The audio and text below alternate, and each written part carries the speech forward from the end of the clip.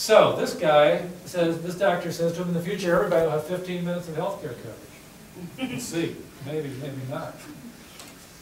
So we've talked about these myths.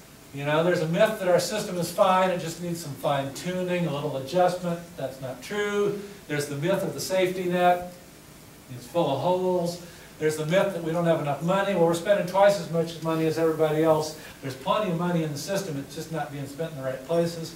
And there's the myth that we've got the best health care in the world. Well, sadly we don't. We do some great research in this country. There are some great things. We've probably got some of the best hospitals in the world.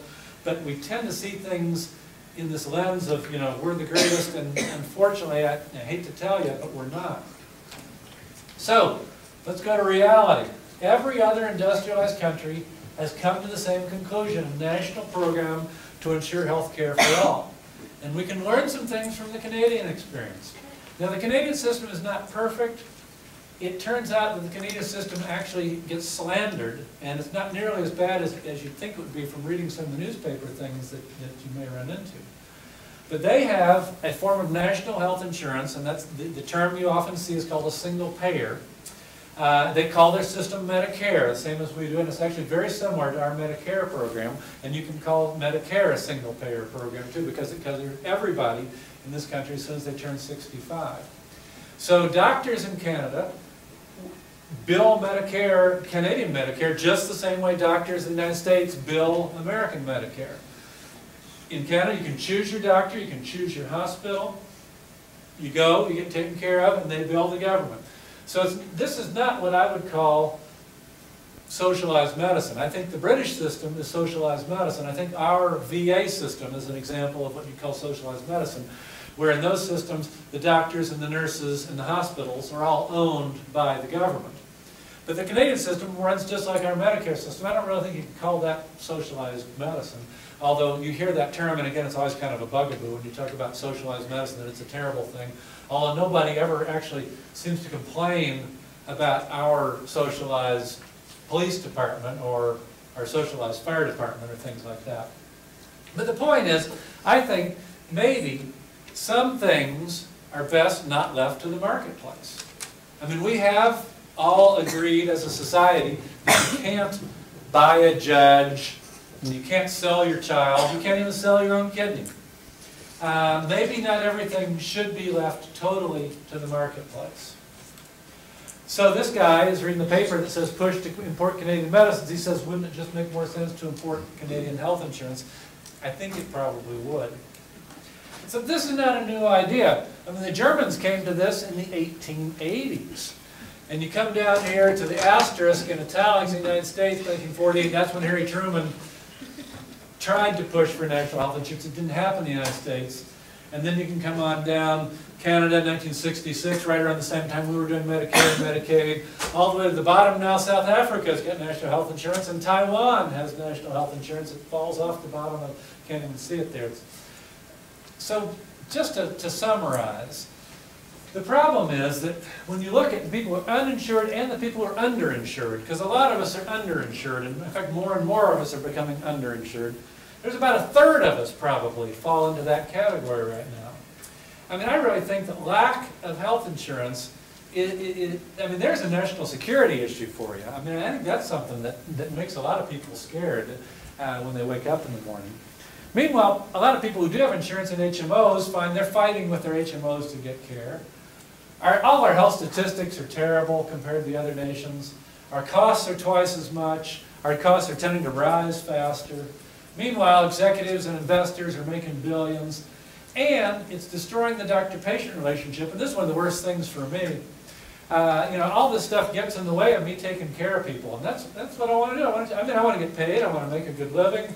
I want to have an honorable profession. But the health insurance industry we have right now and the inefficiencies of our system and seeing people in the ER on a daily basis who don't have insurance and it's crippling them, I mean, it's just breaking my heart. We want to have guaranteed access. We want to have universal access. We want to have a system where you get free choice of doctor. We want it to be really high quality, and we want it to be affordable. And we have what it takes. I mean, that's the thing. We've got excellent hospitals, and we've got a lot of empty beds, as a matter of fact. We've got plenty of doctors, we've got plenty of specialists, they're well trained, we do tremendous research. We're spending enough money already. Businesses are starting to call for this, and I think this is part of what's really turning the tide in favor of what I'm talking about, is that business people are beginning to realize that this is just a huge drain on our whole economy.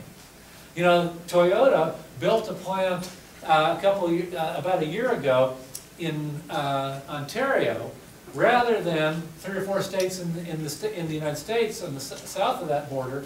They decided to build in Canada because they said the reason was because of the healthcare issue.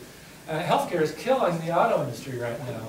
Jobs are going overseas in large extent because of healthcare, and small businesses are feeling it the worst, and the self-employed have it the worst of all.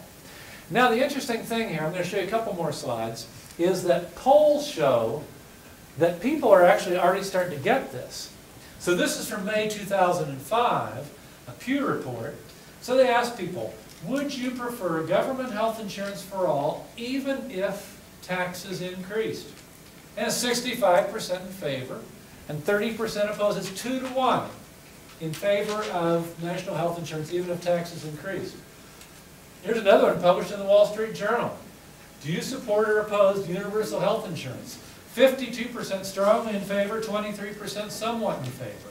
I mean, the people kind of get it. Only 17% were opposed in this. Politicians, they're a little bit slower to come around to understanding. Doctors, they're kind of slow too. But this is a study published a couple of years ago in the Archives of Internal Medicine, 2003. This was actually done by a doctor at IU Med Center in Indianapolis, a guy named Aaron Carroll. So he sent out a poll. This is the best data we have on doctors' attitudes. And it was surprising. Essentially, 49% of doctors favored government legislation to establish national health insurance, and 40% opposed. That's higher than I would have expected. 11% were undecided. Now, there is one doctor who I can tell you is not going to be in favor of what I'm talking about. I'm going to come back to Columbia HCA.